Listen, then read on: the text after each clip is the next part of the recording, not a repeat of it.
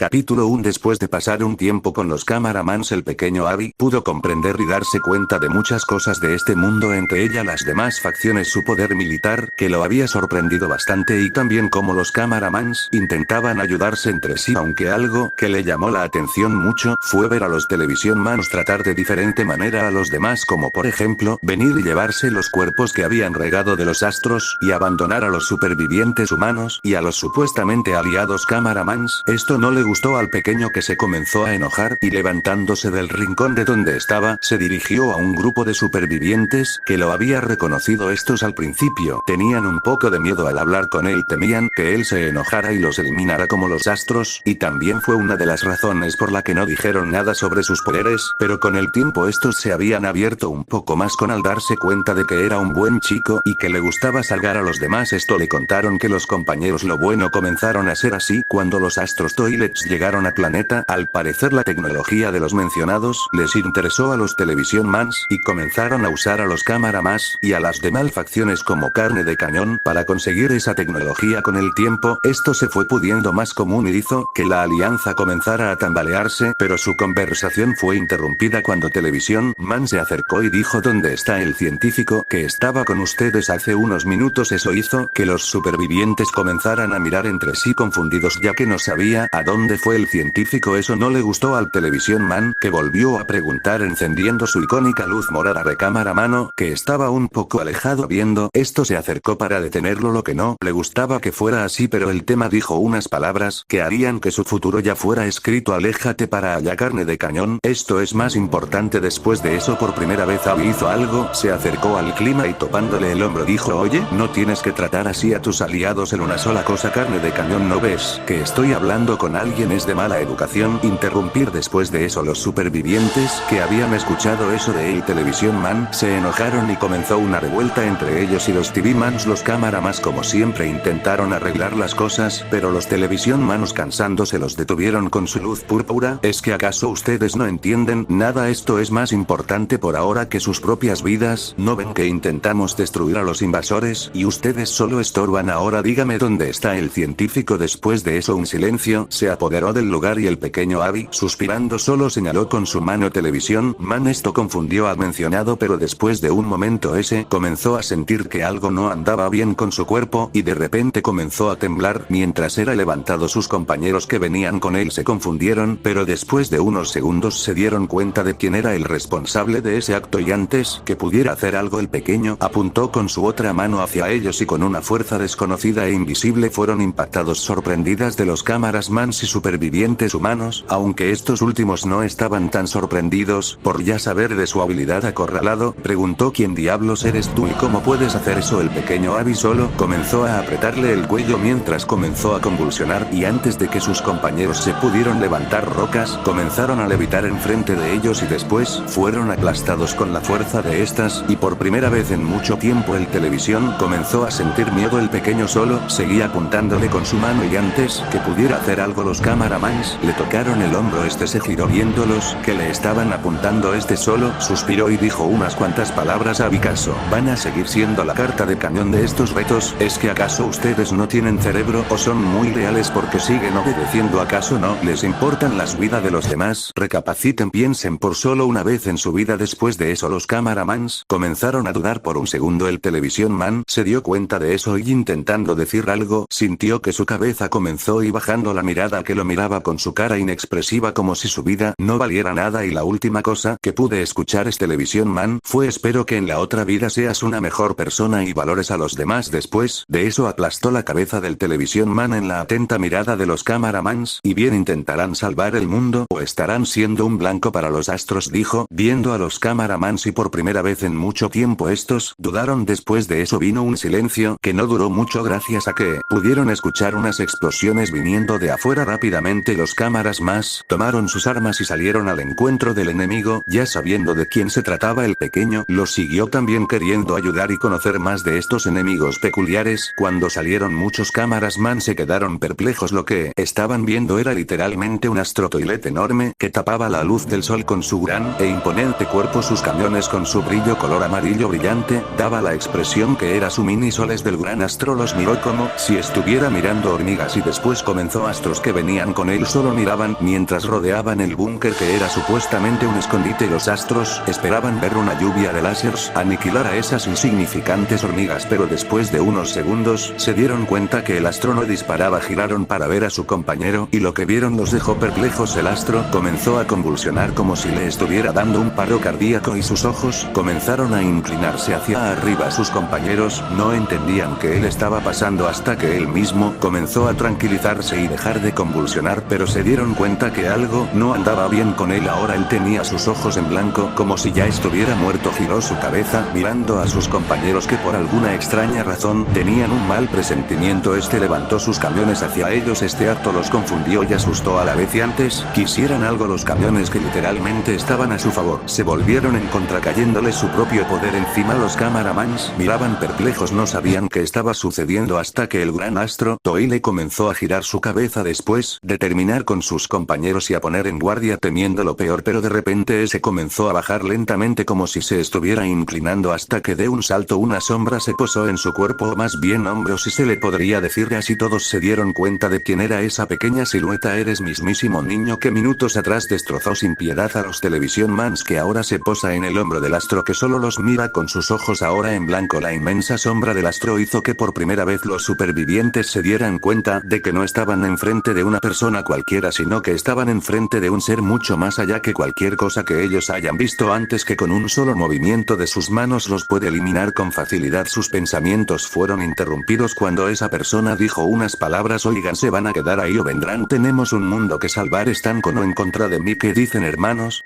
Al escuchar eso, todos por alguna extraña razón se llenaron de energía, pero eso pasó a segundo plano cuando ahora nos encontramos en un sitio lleno de pantallas que justamente habían Television Man viendo una de las grabaciones que justamente serían siendo donde nuestro pequeño protagonista destroza sin piedad a sus colegas. Esto obviamente los enojó, pero también llamó su atención, ya que nunca habían visto a un humano tener esa clase de poderes extraños. Después de eso la grabación se había apagado. Los Television Man que veían eso comenzaron a hablar en sí sobre lo que pasó, pero todos se callaron al escuchar la voz de su líder, que solo dijo unas palabras: quiero que me lo traigan vivo, quiero saber cómo es que puede usar esas habilidades extrañas, y no quiero ningún fallo. Les quedó claro. Todos los Television Man asintieron ante la voz autoritaria de su líder, y después, en un destello de humo negro, habían desaparecido. El líder se giró para ver nuevamente una imagen donde Abby se encontraba. Television Man, me has comenzado a llamar